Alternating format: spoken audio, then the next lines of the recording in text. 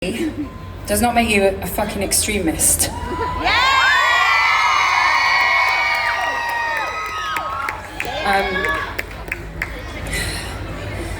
The loudest, okay, I'm a feminist. Feminism is the most important ideology in my life. Yes. And I was raised a feminist. And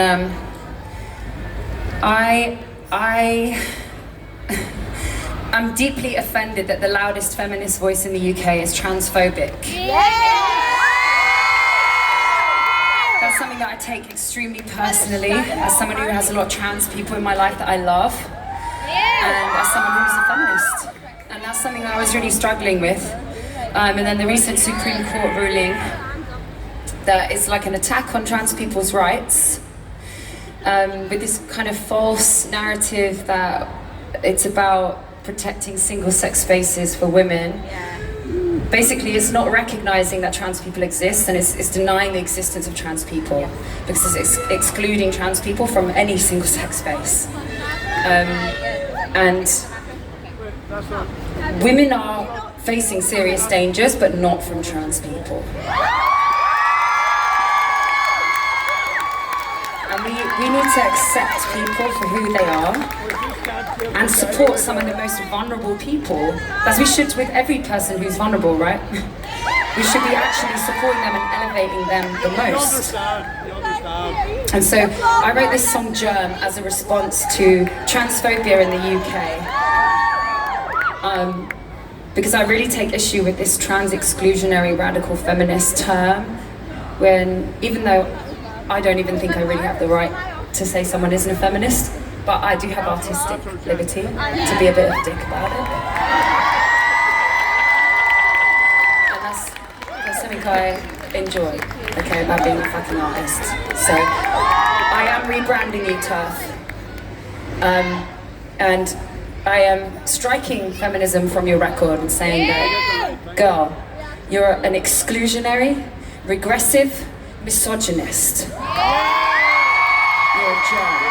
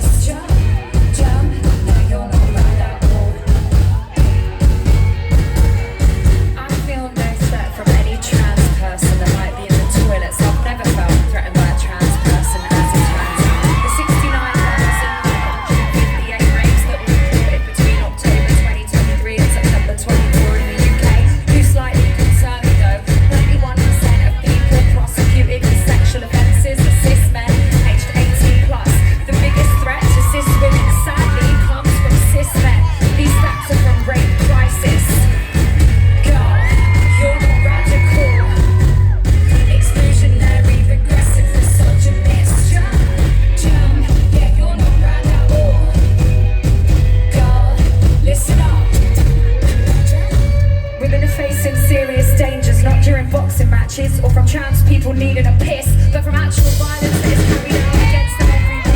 According to violence against women, every 3 days a woman is killed by a man. More than 100,000 girls are at risk and living with the consequences of FGM, forced marriage and honour-based abuse. Captive bromage from the Guardian states that trans people make up roughly 0.5% of the UK population and are twice as likely to be victims of crime than cis people. According to Home Office figures, this country has seen an increase in hate crimes towards trans